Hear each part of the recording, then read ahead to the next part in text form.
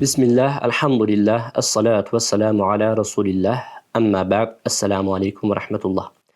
Əziz və dəyərli müsəlman bacı və qardaşlar, 3 aylar haqqında video çəkdikdən sonra Rəcəb ayı haqqında da sizlər üçün bir video çəkmək istədim. Çünki 3 ayların girişi Rəcəb ayı ilə başlayır və Rəcəb ayı da girdiyi üçün bu videonu da tez bir zamanda çəkmək istədim. İnşallah bu videoda sizlər üçün və bizlər üçün faydalı olar. Rəcəb, Hicri təqvimin 7-ci ayı 4 haram aydan birisidir. Lüğətdə qorxmaq, hörmət etmək, təzim göstərmək mənalarına gələn rəcib kökündən çıxan Rəcəb sözü hörmət edilən və döyüşməyin haram sayıldığı 4 aydan birinin adıdır və dini ənənədə əhəmiyyətli yeri olan 3 aylardan birincisidir. Burada söylediğimiz qorxmaq, hörmət etmək, təzim göstərmək Rəcib kəlməsinin mənasıdır və Rəcəb kəlməsi də Rəcib kəlməsindən çıxmışdır, ondan törəmişdir.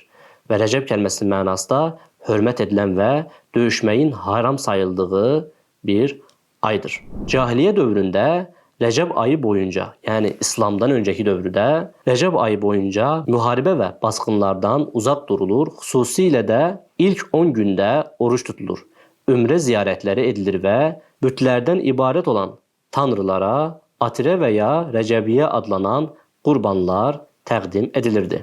Rəcəb ayının daha əvvəl Arab-ı Ba'idə, yəni Ad və Səmud dövründə, bu qövmlərin dövründə Həvbər və ya Arab-ı Aribə dövründə də, Arab-ı Ba'idədən sonra gələn dövrdür.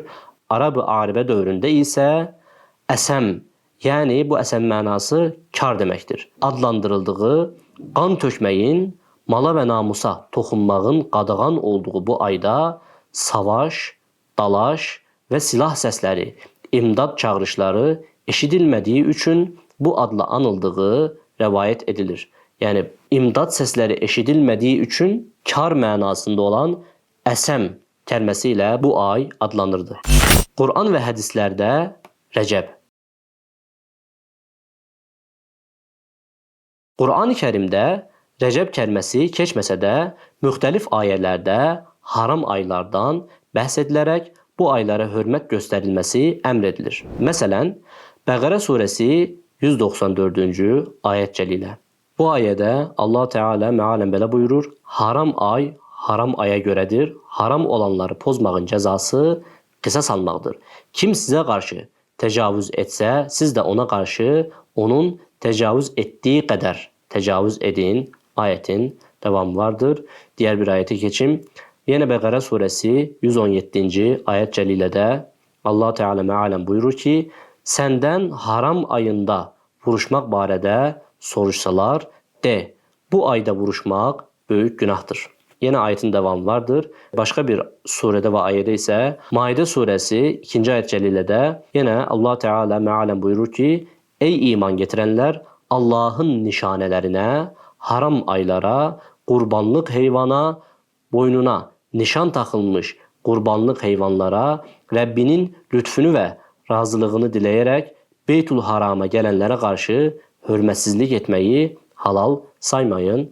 Ayetin devamı vardır. Yine Maide suresi 97. ayet cəlilədə Allah Teala mealen buyurur ki: Allah Kəbəni, müqəddəs evi, haram ayı, qurbanı və boynuna nişan taxılmış qurbanlıq heyvanları insanların işlərini yoluna qoymaq üçün bir vasitə kimi müəyyən etdi. Yine ayetin devamı mövcuddur.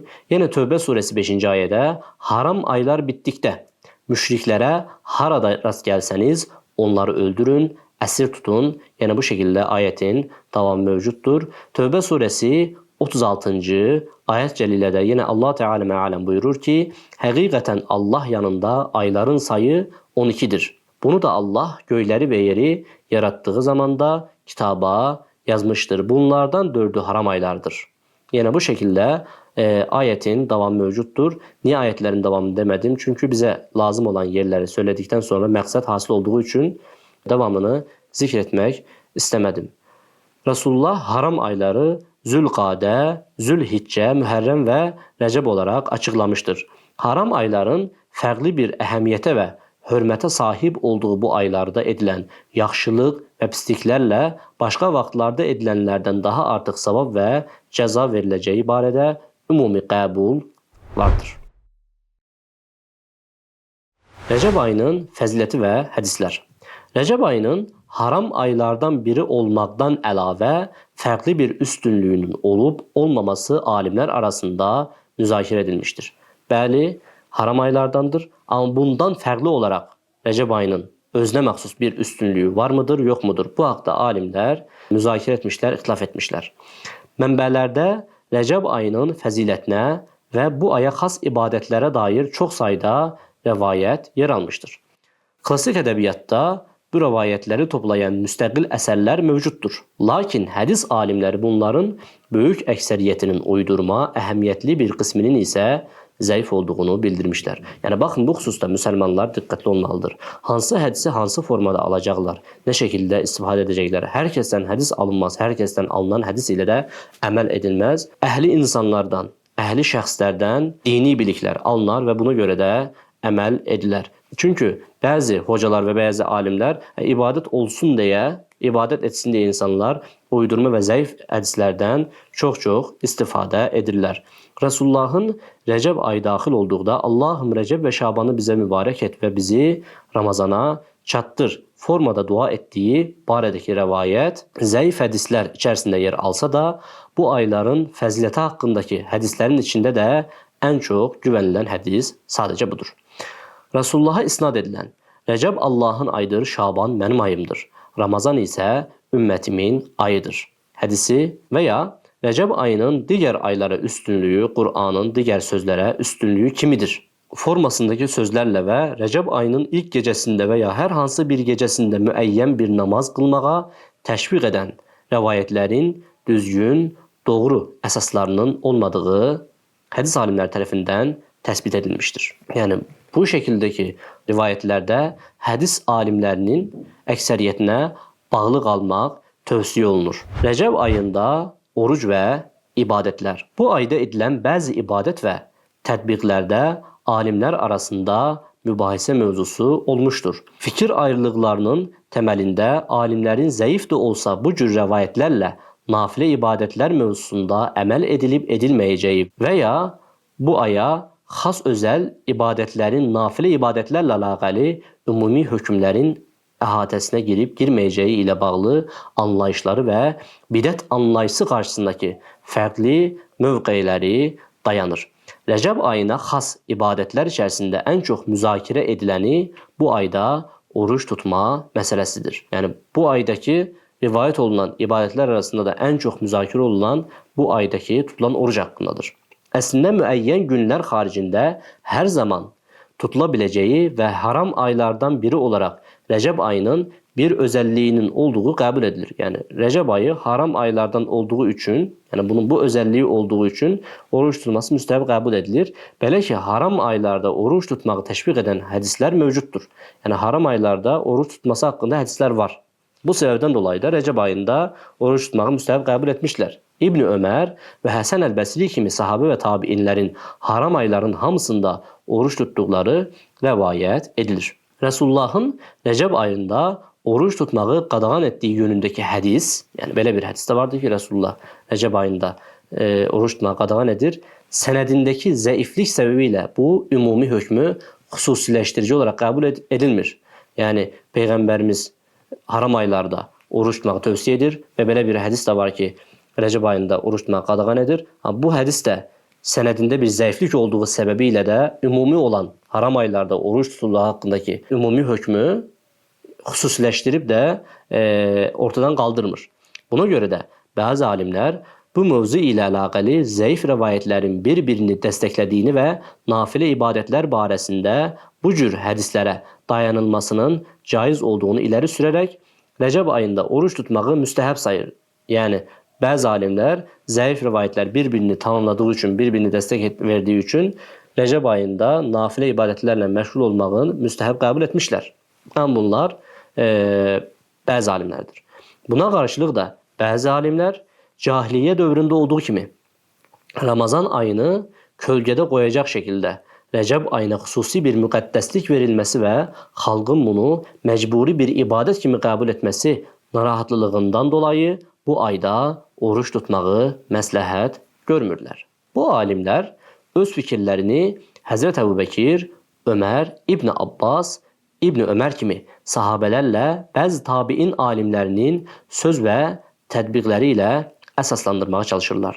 Bəzi alimlər də xüsusən Rəcəb ayının hamısını oruclu keçirməyi xoş qarşılamamış, bir neçə gün oruca ara verilməsini ya da bu ay ilə birlikdə başqa bir ayda da oruç tutmasını tövsiyə etmişdir. İbn Abbas və İbn Ömərin də bu formada davrandığına dair rəvayətlər nəql edilir. Bu xüsusda alimlər 3 yerə ayrıldı.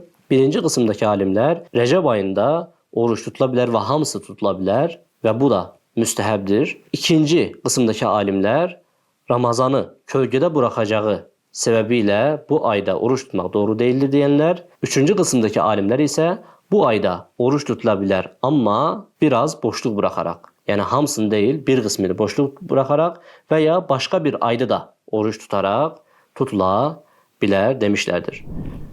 Rəcəb ayında qurban kəsmə və ümrə. Rəcəb ayında qurban kəsməklə bağlı oxşar mübahisələr mövcuddur. Yəni necə ki, oruç tutmaqla əlaqəli mübahisələr, ixtilaflar olmuşdur. Yəni bu şəkildə də qurban kəsmə ilə əlaqəli ixtilaflar olmuşdur. Alimlərin əksəriyyəti cahiliyyə dövründə mövcud olub, İslamın ilk illərində də keçərli sayılan bu tətbiqin Rəsulullahın atirə yoxdur hədisi ilə nəsx edildiyi, yəni hökmünün ləğv edildiyi qənaətindədir. Bəzi alimlər isə atirənin, yəni Rəcəb qurbanının qanuni olduğunu göstərən başqa rəvayətlərə əsaslanaraq bunun müstəhəb olduğunu bildirmişdir.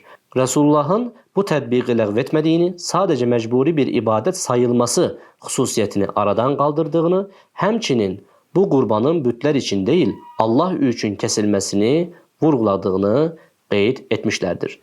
Digər tərəfdən Abdullah İbn Ömərin Həzrəti Peyğəmbərin Rəcəb ayında ümrə etdiyinə dair verdiyi məlumat Həzrət Ayşə tərəfindən yanlış qəbul edilmişdir. Bununla birlikdə Həzrət Ömər və İbn Ömər kimi sahabələrlə ilk dövrdə yaşayan bəzi alimlərin Rəcəb ayında ümrə etdiklərini dəlil göstərən alimlər bu ayda ümrə etmənin müstəhəb olduğunu qəbul etmişlər.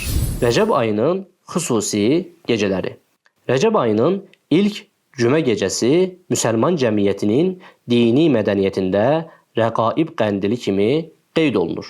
Hədis alimləri bu gecənin rəqaib adlandırılması və bu gecədə adət halını almış rəqaib namazı ilə bağlı rəvayətlərin uydurma olması haqqında həmfikirdirlər. Buna baxmayaraq İbn Salah və Əli Əl-Qari kimi alimlər bu gecəni fürsət bilərək ibadət, dua, zikir və xeyirli işlərlə məşğul olmağı faydalı hesab etmişlər. Rəcəb ayında qeyd olunan gecələrdən biri də Merac gecəsidir. Merac hadisəsinin baş vermə tarixi ilə bağlı fərqli rəvayətlər mövcud olsa da müsəlmanların əksəriyyəti Merac gecəsini Rəcəbin 27-sində qeyd edir. Bununla da sizə verəcəyimiz məlumatlar bitmiş oldu. İnşallah bu məlumatlar sizin üçün də, bizim üçün də faydalı olmuşdur. Əziz və dəyərli müsəlman bacı və qardaşlar, bizlərə dəstək olmaq üçün kanalımıza abunə olmağı, videoları bəyənməyi, rəy yazmağı, bu rəylərdə öz fikirlərinizi, tənqidlərinizi və ya dualarınızı bizlər üçün yaza bilərsiniz və sizlərin bu fikirlərinizdən də biz dəstək alaraq öz çalışmamızı fərqli şəkillərdə edə bilərik. İnşallah bunlar bizim üçün də faydalı olar. Elhamdülillahi Rabbil alemin.